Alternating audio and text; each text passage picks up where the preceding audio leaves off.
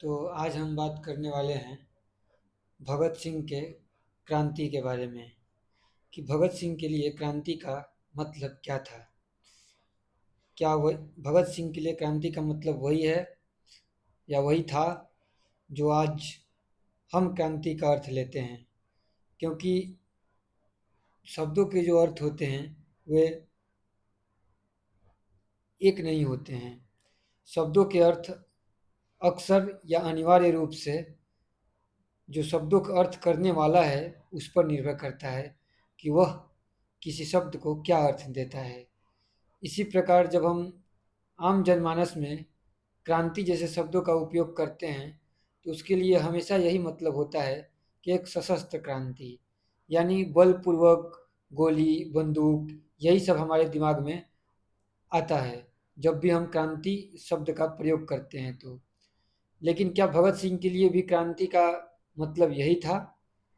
क्या उनके लिए भी क्रांति बस गोली बंदूक और शस्त्र से संबंधित था?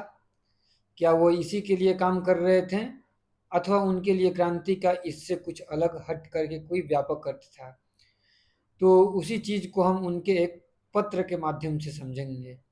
और पत्र कुछ यूँ है कि भगत सिंह जब अपना काम कर रहे थे तो उन लोगों के काम करने के दौरान में एक थे शहीद यतीन्द्र नाथ दास। तो ये 63 दिन तक भूख हड़ताल पर बैठे हुए थे। इन लोगों का कुछ अपना जो भी समस्या चल रही थी उन समस्याओं को लेकर के ये भूख हड़ताल पर बैठे हुए थे। तो जब 63 दिन तक ये यतीन्द्र नाथ दास भूख हड़ताल पर थे तो इसके उपरांत उनकी मृत्यु हो गई, यानी कि वे शहीद हो गए। तो जब वे शहीद हो गए तो उस समय में एक पत्रिका थी, उस पत्रिका का नाम था मॉडर्न रिव्यू। ठीक है। तो ये जो पत्रिका है मॉडर्न रिव्यू, इसके संपादक एक थे, उसका नाम था रामानंद चट्टोपाध्याय। तो उन्होंने एक संपादकीय लिखा यतीन्द्र नाथ दास के मृत्यु पर। और इसमें उन्होंने क्या किया कि इनकलाब जिंदाबाद के नारे की आलोचना की। हम भी अक्सर इनकलाब इनकलाब की बात करते हैं तो इनकलाब का अर्थ भी क्रांति ही होता है। जो इनकलाब है ये उर्दू का शब्द है और इसका एकदम सिमिलर मीनिंग जो हिंदी में हम लोग के पास होता है तो उसका मतलब होता है क्रांति। और इसी हम इनकलाब और क्रांति के बारे में समझते हैं कि इसमें क्या कहना चाहते हैं भगत सिंह। क्योंकि इसी जब जो नारा था इनकलाब जिंदाबाद, जिसका प्रयोग अक्सर भगत सिंह और उनके साथी लोग किया करते थे, इसी नारे की आलोचना किया था संपादक ने। तो जब आलोचना किया उनके इस विचारों का तो भगत सिंह ने जो उत्तर दिया तो उस उत्तर के बारे में हम यहाँ पे जानना चाह रहे हैं कि उन्होंने उसके उत्तर में क्या दिया, उसके संपादक को पत्र लिखकर जो उत्तर दिया उसी को हम लोग अभी यहाँ पर देख रहे हैं। तो उन्होंने अपने उत्तर में लिखा है कि जो पत्र था आपने जो 1900 दिसंबर 1929 में जो आपने पत्र छापा था उसमें आपने टिप्पणी किया था और इनकलाब जिंदाबाद शीर्षक से लिखा था। और जो ये नारा था इसको निरर्थक बतलाने का कोशिश किया था इन संपादक महोदय ने कि ये जो नारा है वो निरर्थक है, इसका कोई अर्थ नहीं है। तो जिस नारे का संपादक के लिए कोई अर्थ नहीं है उस नारे को भगत सिंह यहाँ पे उसका अर्थ क्लियर करेंगे संपादक को अपने पत्र के माध्यम से। तो वो बोलते हैं कि आप सरीखे परिपक्व विचारक और अनुभवी और यशस्वी संपादक की रचना में दोष निकालना और उसका प्रतिवाद करना जिस प्रत्येक भारतीय सम्मान की दृष्टि से देखता है हमारे लिए बड़ी धृष्टता होगी। तो बताते हैं कि जो आपने संपादकीय लिखा है उसमें हमें कुछ दोष निकालना पड़ रहा है अथवा निकालना, ये एक प्रकार से धृष्टता है। लेकिन फिर भी जो हमें अपना समझ है उसके हिसाब से हमें उत्तर देना हमें हमारा कर्तव्य समझते हैं हम। और हम आपको ये बताना चाहते हैं कि इस नारे से हमारा क्या अभिप्राय है। शायद आप इस नारे का प्रयोग अपने हिसाब से कुछ अलग अर्थ में ले रहे हैं, तो हम इसका अर्थ आपके लिए क्लियर करना चाहते हैं। तो ये यहाँ पे भगत सिंह बता रहे हैं। यह आवश्यक है कि इस देश में इस समय इस नारे को सब लोगों तक पहुंचाने का कार्य हमारे हिस्से में आ गया है और इस नारे की रचना हमने नहीं की है। यह नारा रूस के क्रांतिकारी आंदोलन में प्रयोग किया गया है। प्रसिद्ध समाजवादी लेखक अस्टन सिक्लेयर ने अपने उपन्यासों बोस्टन और आइल में यही नारा प्रयोग किया है।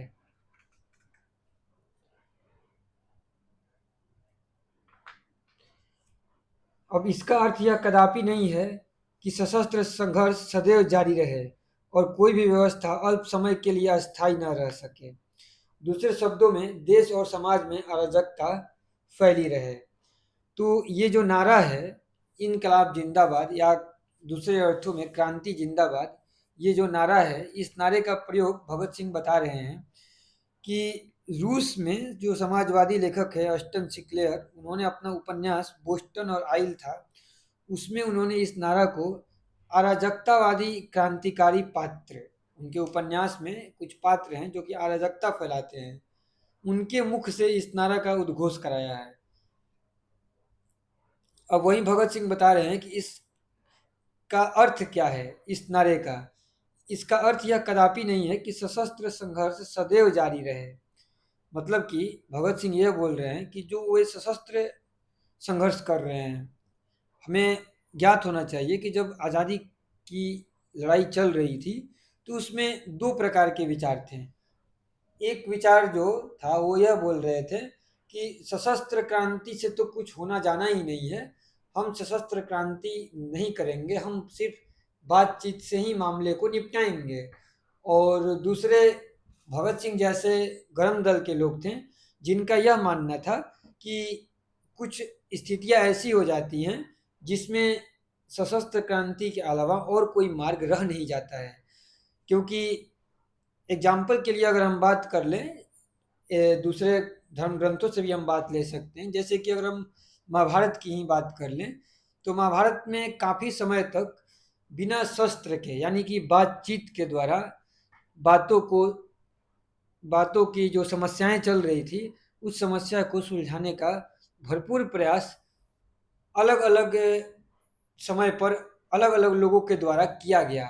लेकिन जब वो सारे प्रयास शांति के विफल हो गए तो फिर जाकर के अंत में महाभारत का युद्ध होता है। तो उसी प्रकार से जो भी बात होती है वो बात की एक सीमा होती है, फिर उस सीमा के बाद सशस्त्र क्रांति आवश्यक हो जाती है। अर्थात कुल मिला जुला कर के बात यह है कि सशस्त्र क्रांति को न हम बुरा बोल सकते हैं और न ही हमेशा सिर्फ बातचीत से बात बनती है। हर चीज़ का अपना एक स्थान होता है और उसके हिसाब से ही हमें निर्णय लेना होता है कि और उसका क्या स्थान है, कितना स्थान देना है, किस चीज़ को कितना महत्व देना है, इसकी एक समझ होनी चाहिए। ऐसा भी नहीं होनी चाहिए कि छोटी-छोटी बातों पर हम सशस्त्र क्रांति करना शुरू कर दें और ऐसा भी नहीं होनी चाहिए कि कोई किसी को पूरे तरीके से दबाया जा रहा है, दबाया जा रहा है, दबाया जा रहा है और वह व्यक्ति चुपचाप बैठ कर के अनशन किए जा रहा है। तो ये भी गलत हो जाता है। जब सामने वाले सीधी बात नहीं सुनते हैं एक समय तक, तो फिर वो जिस भाषा में समझते हैं, हमें उसी भाषा में जवाब देना आवश्यक हो जाता है। धर्म यही सिखाता है और इसी के हिसाब से वहाँ पर बात हो रही थी। अगर हम महाभारत की बात करें तो इसी के आधार पर बनी हुई थी वो। तो वही यहाँ पे भगत सिंह बतला रहे हैं कि भले ही अराजकता क्रांतिकारी पात्रों के मुख से इसका उच्चारण करवाया गया है, इनकलाब जिंदाबाद, क्रांति जिंदाबाद, लेकिन इसका मतलब यह बिल्कुल नहीं है कि सशस्त्र संघर्ष हमेशा जारी रहे और कोई भी व्यवस्था अल्प समय के लिए भी अस्थायी न रह सके। दूसरे शब्दों में देश और समाज में हमेशा अराजकता फैली रहे। और यहाँ पे ये क्या बोल रहे हैं, और बोल रहे हैं कि दीर्घ काल से प्रयोग में आने के कारण इस नारे को एक ऐसी विशेष भावना प्राप्त हो चुकी है तो संभव है कि भाषा के नियमों एवं कोश के आधार पर इसके शब्दों से उचित और तर्क सम्मत रूप से सिद्ध न हो पाए, परंतु इसके साथ ही इस नारे से उन विचारों को पृथक नहीं किया जा सकता जो इसके साथ जुड़े हुए हैं। ऐसे समस्त नारे ऐसे स्वीकृत अर्थ के द्योतक हैं जो एक सीमा तक उसमें उत्पन्न हो गए हैं और एक सीमा तक उसमें निहित है। यानी कि कुल मिला जुला कर यहाँ पे यही बता रहे हैं कि जो नारे का अर्थ है, एक ही नारा समय के साथ धीरे धीरे उसके अर्थ बदल जाते हैं। एक नारा जो आज उसका अर्थ कुछ और हो रहा होगा, फिर उसका अर्थ कुछ और हो जाएगा। एक ही शब्द है, किसी समय किसी जगह पे उसका अर्थ कुछ और हो रहा होगा, और वही शब्द किसी और संस्कृति और जगह पर जाकर के उसका अर्थ बिल्कुल ही पूरी तरीके से बदल जाता है। यानी कि शब्द का अपना कोई स्वतंत्र, किसी भी शब्द के जो अर्थ है वो अपना कोई स्वतंत्र अस्तित्व नहीं रखता है, बल्कि उसका जो अर्थ है वो मानव मस्तिष्क, मानव का अपना एक लोकलाइज, जो उसका जो सीमित समाज है, जो समय है, उस पर निर्भर करता है। वही बात शब्द के लिए भी लागू है, और सेम चीज़ वही चीज़ जो है यहाँ पे नारे के लिए भी लागू हो रही है। इस बात को हम अगर ध्यान में रखते हैं तो अधिकतर जो समस्या है शब्दों और उसके अर्थों को लेकर के होती है, वो शायद कम हो जाती है। क्योंकि होता क्या है कि हम अक्सर शब्दों को और वाक्यों को लेकर ही लड़ते रहते हैं। एक शब्द होता है, उसके प्रति किसी का कोई समुदाय बहुत ज़्यादा सम्मान दिखाता है, वहीं एक दूसरा शब्द होता है उसके प्रति कोई और समुदाय सम्मान दिखाता है, और फिर उन शब्दों को लेकर ही वो आपस में लड़ भी जाते हैं, बिना उसके चीज़ को गहराई से समझे हुए। तो इस बात को हम यहाँ पे ध्यान में रखना चाहिए। फिर वो आगे बताते हैं कि उदाहरण देते हुए वो बात करते हैं कि यतीन्द्रनाथ जिंदाबाद का नारा लगाते हैं। इससे हमारा तात्पर्य यह होता है कि उनके जीवन के महान आदर्शों तथा उस अथक उत्साह को सदा सदा के लिए बनाए रखें, जिसने इस महानतम बलिदानी को उस आदर्श के लिए अकथनीय कष्ट झेलने एवं असीम बलिदान करने की प्रेरणा दी। जो यतीन्द्रनाथ बोस थे, उन्होंने अपना जो बलिदान दिया था, तो बलिदान देने के लिए उन्होंने 63 दिन तक का भूख हड़ताल किया था। तो उन्होंने जो भूख हड़ताल किया था, तो आम अगर हम अपने आप को लेकर के देखें, तो अगर हमें एक दिन भी भोजन न मिले तो हम तड़पने लगते हैं। और वहीं यहाँ पे हम ये देख रहे हैं कि यतीन्द्रनाथ बोस जो हैं वो देश के लिए, लोगों के लिए 63 दिन तक का भूख हड़ताल करते हैं। तो हम कंपेरिजन करके एक हद तक सोच सकते हैं कि कितनी कष्ट और कितना दर्द उन्होंने सहा होगा। और इस दर्द को, इस दुख को जब वे सह रहे होते हैं, दुख तो नहीं कहेंगे, दर्द कहेंगे, क्यों, तो जब ये इस दर्द को सह रहे होते हैं, तो बीच बीच में उन लोगों, वे लोग अपना उत्साह बढ़ाने के लिए अलग अलग नारों का प्रयोग करते हैं। वे उस प्रकार के नारों का प्रयोग करते हैं जिस नारा के साथ उन लोगों का अपना एक जुड़ाव हुआ रहता है। तो उसी में से यहाँ पर एक नारा है जिंदाबाद। तो जिंदाबाद का यहाँ पे ये बता रहे हैं कि आबाद रहना चाहिए, कोई चीज़ है वो जिंदाबाद रहना चाहिए, यानी कि हमेशा आबाद रहना चाहिए। क्या है वो जो हमेशा आबाद रहना चाहिए? तो यहाँ पे बता रहे हैं कि एक महान आदर्श है, एक उत्साह है जो सदा के लिए रहनी चाहिए। वो क्या आदर्श है, वो क्या उत्साह है? वो आदर्श है देश के लिए सर्वोच्च बलिदान देने का भावना। और देश का मतलब ये होता है कि देश में रहने वाले प्रत्येक लोग आपस में एक की भावना से रहें, कोई बहुत ज़्यादा अंतर या भेद ना आ जाए। क्योंकि अक्सर ऐसा होता है कि लोग देश का नाम तो लेते हैं, लेकिन लाभ जो होता है किसी एक वर्ग या किसी एक व्यक्ति तक सीमित हो जाता है, और हम यह मान के चलते हैं कि उसमें पूरे देश की भलाई हो रही है। नहीं, ऐसा नहीं होता है। जब हम किसी देश की भलाई की बात करते हैं, तो इसका व्यापक अर्थ यह होना चाहिए कि उस देश में रहने वाले प्रत्येक व्यक्ति, चाहे वो पुरुष हो चाहे वो स्त्री हो, प्रत्येक जीव जंतु, प्रत्येक पशु पक्षी, प्रत्येक पेड़ पौधे, सबको अपना एक सुनिश्चित स्थान मिले। ऐसा न हो कि जिसके पास बल है वो अपने बल का प्रयोग करके शोषण करने लगे। वही काम तो उस समय हो रहा था। अंग्रेजों के पास बल था, तो अंग्रेज अपने बल का प्रयोग करके देश में जो बलहीन थे उनका शोषण कर रहे थे, और बलहीन को समझ नहीं थी, वो आपस में बटे हुए थे। हम जाति के नाम पे, धर्म के नाम पे बटे हुए थे। हमारे में अपने में वो सूत्र नहीं था, वो आदर्श नहीं था जो हमें एक सूत्र में बांध सके।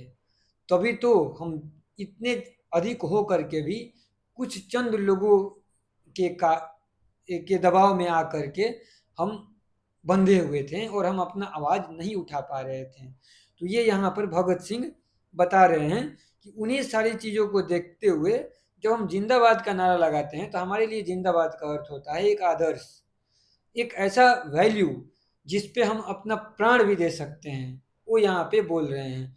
और स्पष्ट है कि यहाँ पे यतीन्द्रनाथ बोस ने अपने प्राण दे भी दिए। तो यह नारा लगाने से अकथनीय कष्ट झेलने और असीम बलिदान करने की हमारे में प्रेरणा आती है, क्योंकि इस नारा के साथ हमने अपना एक असीम आदर्श, अपना एक पूरा तराशा हुआ चीज जोड़ रखा है। ये यहाँ पे बात आ रही है। यह नारा लगाने से हमारी यह लालसा प्रकट होती है कि हम भी अपने आदर्शों के लिए अचूक उत्साह को अपनाएं। यही वह भावना है जिसकी हम प्रशंसा करते हैं। इसी प्रकार अब जिस प्रकार से हमने जिंदाबाद का अर्थ देख लिया, उसी प्रकार से अब यहाँ पर वो इनकलाब का अर्थ बता रहे हैं कि इनकलाब शब्द का अर्थ भी कोरे शाब्दिक रूप में नहीं लगाए जाने चाहिए। इस शब्द का उचित एवं अनुचित प्रयोग करने वाले लोगों के हितों के आधार पर इसके साथ विभिन्न अर्थ एवं विभिन्न विशेषताएं जोड़ी जाती हैं। क्रांतिकारियों की दृष्टि से यह एक पवित्र वाक्य है। इस हमने इस बात को ट्रिब्यूनल के सम्मुख अपने वक्तव्य में स्पष्ट करने का प्रयास किया था। यानी कि जो ये इनकलाब शब्द है क्रांतिकारियों के लिए, ये जो है एक प्रकार का पवित्र शब्द हो गया। ठीक है। अब दो प्रकार के लोग होते हैं। एक वो लोग होते हैं जो राम का नाम का प्रयोग करके अपना व्यापार चलाते हैं, अपना धंधा चलाते हैं। और कोई होता है जो सही में जब राम का नाम लेता है तो खुद को भूल ही जाता है। एक व्यक्ति वो है जब वो राम का नाम लेता है, जब वो कृष्ण का नाम लेता है, तो वो राम और कृष्ण का नाम का प्रयोग सिर्फ इसलिए करता है कि उसका दुकान चलते रहे।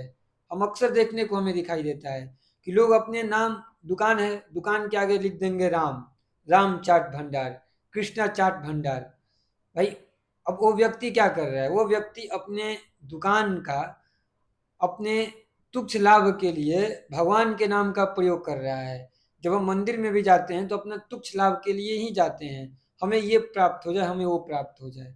और एक व्यक्ति जो होते हैं, जैसे कबीर हो गए, तुलसीदास हो गए, जब वे राम का नाम लेते हैं तो वे खुद को भूल ही जाते हैं, वो पूरी तरीके से समर्पित कर देते हैं, फिर वो कुछ मांगते नहीं हैं। हम तो जब भी ईश्वर का नाम लेते हैं तो एक लालच के साथ ही लेते हैं। वही तुलसी क्या कहते हैं? तुलसी भरोसे राम के निर्भय होके जिए। जब वो राम का भरोसा कर लिए तो भय किसका? हम तो लालची होते हैं, हम तो भयभीत हो जाते हैं। जब हम राम का नाम लेते हैं तो भय में लेते हैं या तो लालच में लेते हैं। इसी प्रकार से यहाँ पे भगत सिंह बता रहे हैं कि हमारे लिए इनकलाब जो है, वो शब्द जो है, हो सकता है कि कुछ लोग इसका प्रयोग अराजकता फैलाने के लिए कर रहे हों, लेकिन हम इसका प्रयोग अराजकता के लिए नहीं, हमारे लिए इनकलाब का एक व्यापक अर्थ है।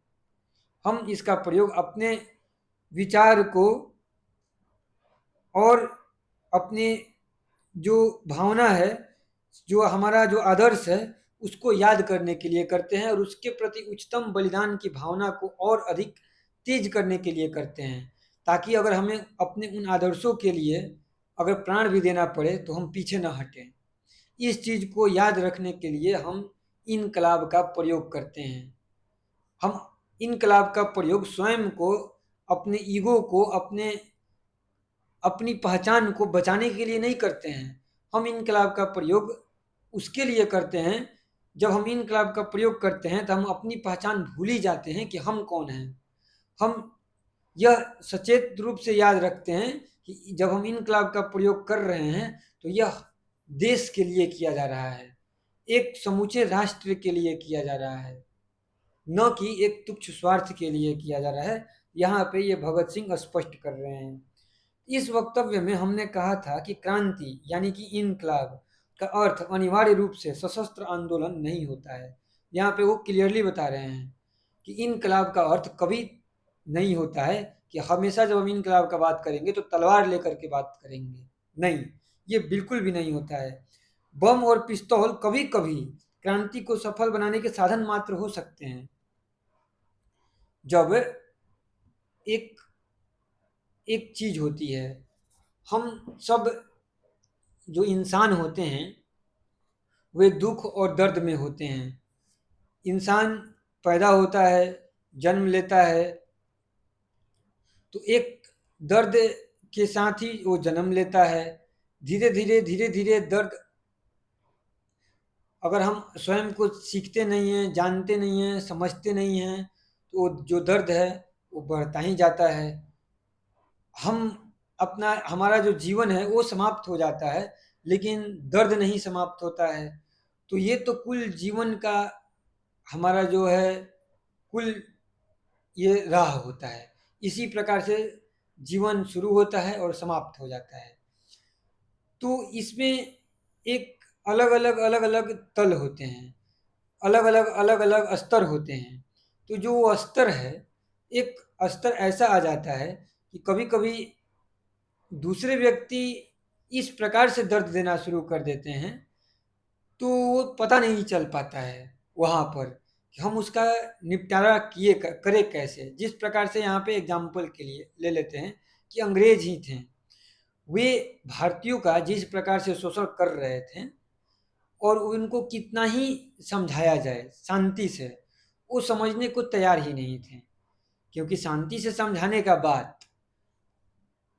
ऐसा नहीं था कि नहीं हो रहा था। भगत सिंह ने भी ट्राई किया था, गांधी जी तो हमेशा से ट्राई कर रहे थे, कर तो रहे ही थे। लेकिन जब शांति से बताया जा रहा था तो उनके कान पे जू तक नहीं रेंग रही थी। ये बात ध्यान देने की है। तो वही भगत सिंह बोल रहे हैं कि कभी कभी जरूरी हो जाता है शांति का, समझदारी का जीवन जीने के लिए सशस्त्र विद्रोह करना। लेकिन इसका मतलब यह बिल्कुल भी नहीं है कि हम हमेशा सशस्त्र विद्रोह करेंगे। सिर्फ उतना ही तक कि जब लोग बात करने के लिए फिर रेडी हो जाए शांति से। ये नहीं कि वो बल के दम पर किसी का शोषण करते रहे और जो कमजोर वर्ग है वो बोल ही ना सके। तो ये यहाँ पे बता रहे हैं भगत सिंह।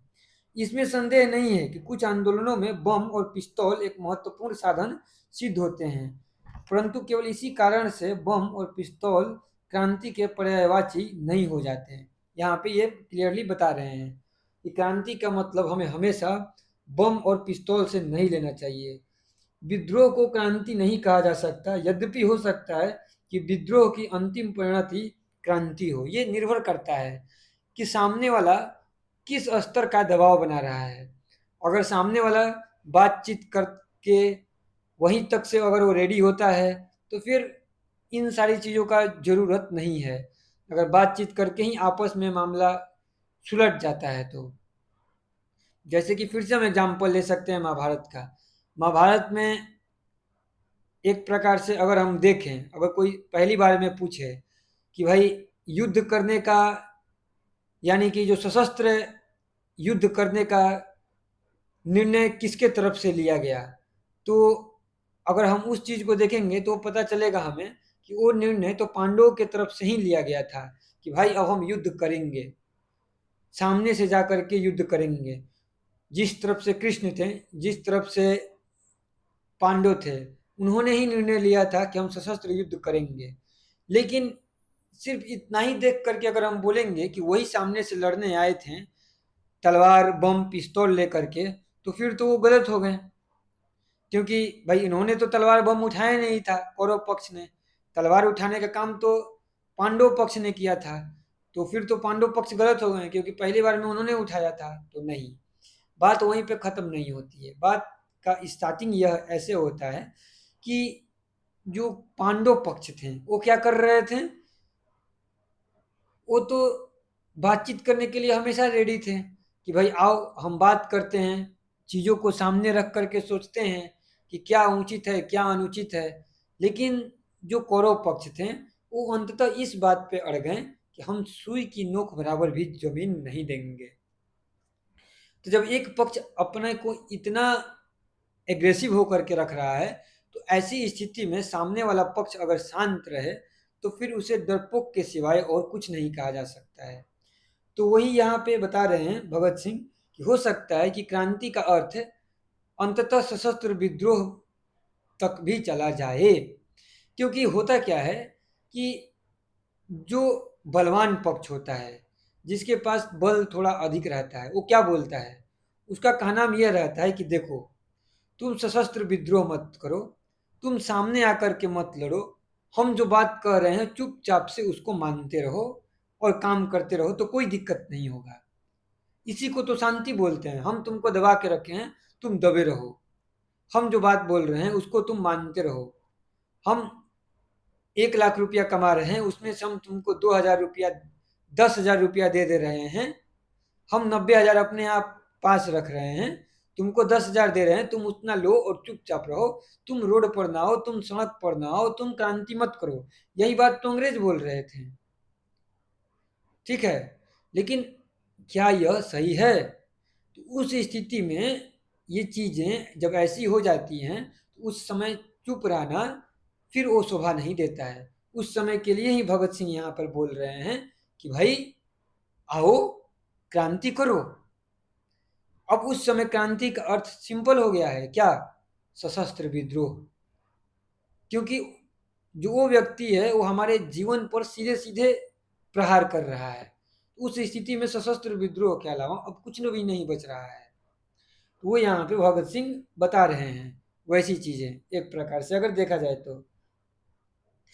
लेकिन अगर वैसी स्थिति नहीं है, अगर कभी भी बातचीत का दरवाज़ा खुला हुआ है कि बातचीत किया जा सकता है, तो फिर हमें सशस्त्र विद्रोह की ओर नहीं बढ़ना चाहिए। वही यहाँ पे बता रहे हैं कि एक वाक्य में क्रांति शब्द का अर्थ प्रगति के लिए परिवर्तन की भावना एवं आकांक्षा है, यानी कि प्रगति के लिए, शांति के लिए। लोग साधारणतया जीवन की परंपरागत दशाओं के साथ चिपक जाते हैं और परिवर्तन के विचार से ही कांपने लगते हैं। यही एक अकर्मण्यता की भावना है जिसके स्थान पर क्रांतिकारी भावना जागृत करने की आवश्यकता है। यानी कि भगत सिंह क्या बोल रहे हैं कि लोग परंपरागत दशाओं के साथ चिपक जाते हैं, अपनी परंपरा को ही वे श्रेष्ठ मानने लगते हैं कि हमारी जो परंपरा है वही श्रेष्ठ है, उसके अलावा कुछ है ही नहीं। परंपरा को ही वो सत्य समझने लगते हैं। जबकि अगर हम परंपरा को तोड़ें तो वहीं पे पता चलता है कि परम, जो परम है वही परा है, जो परम है वही परा है, यानी कि जो श्रेष्ठ है वही बात होगा, जो परम है वही श्रेष्ठ है। लेकिन हमें परम का पता नहीं है तो हम कुछ भी चीज को परम बना देते हैं। दिक्कत ये आ जाती है हमारे पास, जब हमें वास्तविक सही चीज़ का मालूम नहीं होता है कि वास्तव में असली चीज़ होती क्या है, वास्तव में सच्चाई होती क्या है, तो हम किसी भी ऐरे गहरे नत्थु खैरे झूठ को सच का माला पहना देते हैं। जब हमें असली सच का मालूम नहीं होता है तो हम अपने झूठ को ही सच का पहचान दे देते हैं, लेकिन है तो वो झूठ ही। एक गधा शेर का खाल पहन लेने से शेर तो हो नहीं जाता है, तो उसी प्रकार से झूठ सच का मुखौटा पहन ले तो सच तो हो नहीं जाता है। तो वही बता रहे हैं भगत सिंह यहाँ पे कि परंपरा, लोग अपनी अपनी परंपराओं से चिपक जाते हैं।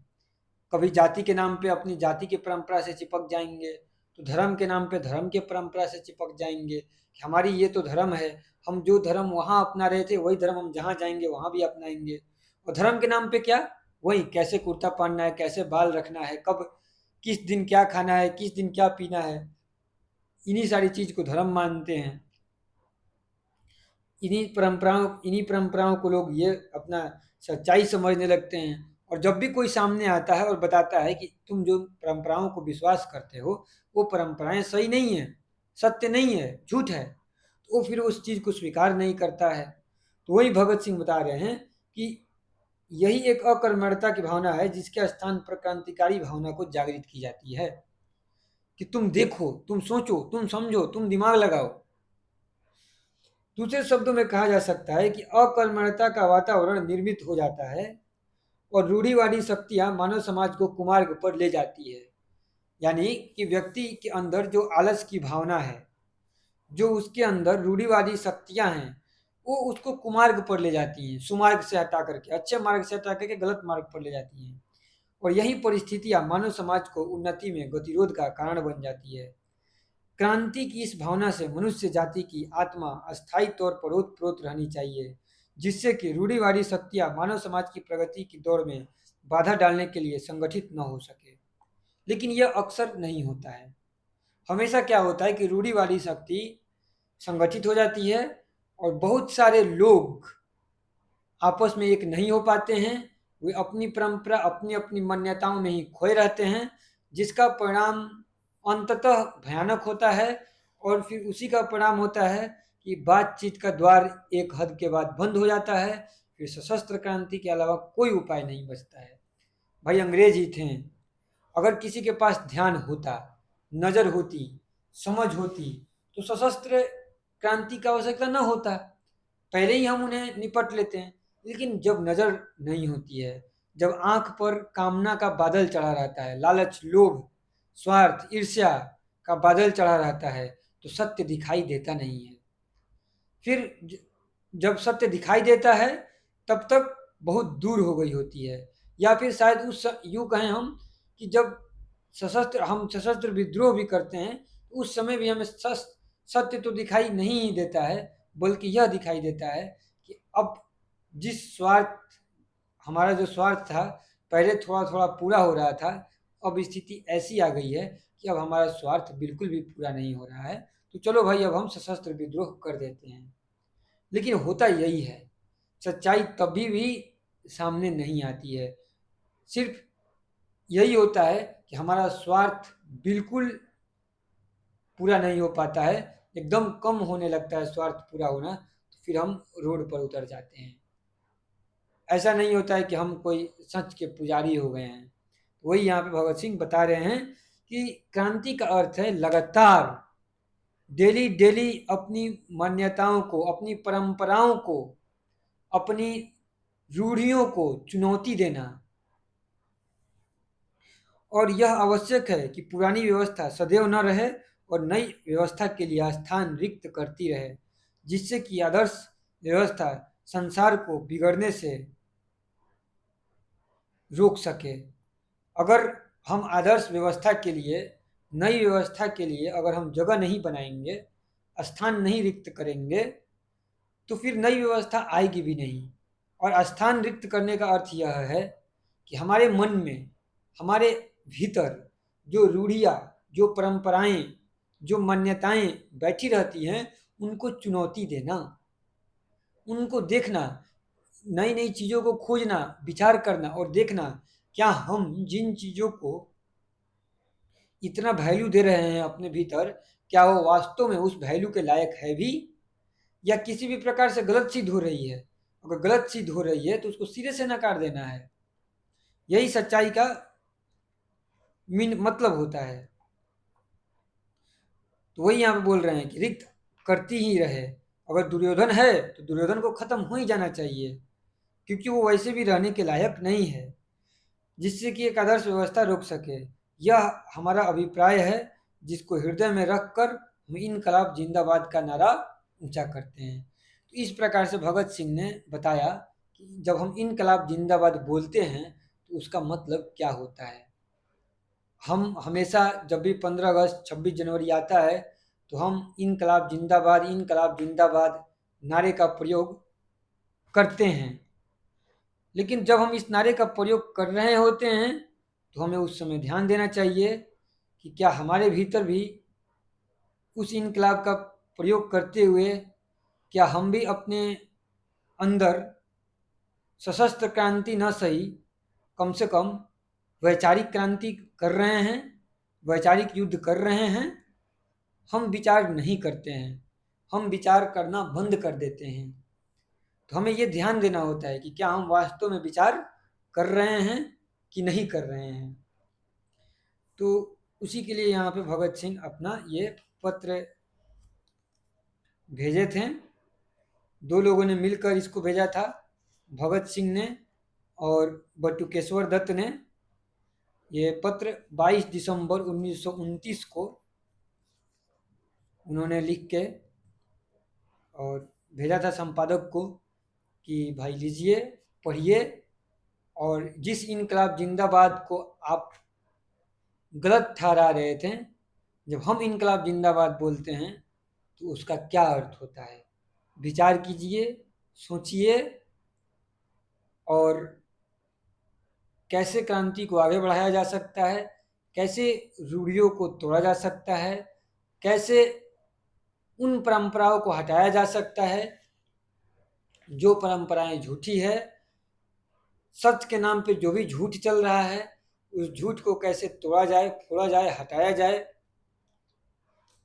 इस पर हमें विचार करना चाहिए। जब हम विचार करते हैं, बुद्धि लगाते हैं, विवेक लगाते हैं, तो पता चलता है कैसे झूठ ने सच का चादर ओढ़ रखा है। बस चादर उघाड़ने की देरी होती है, झूठ अपने आप जल करके खाक हो जाता है। सच की एक किरण भी झूठ बर्दाश्त नहीं कर पाता है, लेकिन दुर्भाग्य यह है कि हमारे पास सच की एक किरण भी नहीं होती है। हम पूरे के पूरे अंधकार में रहते हैं, यह हमारा दुर्भाग्य है। इसी के साथ इनकलाब जिंदाबाद।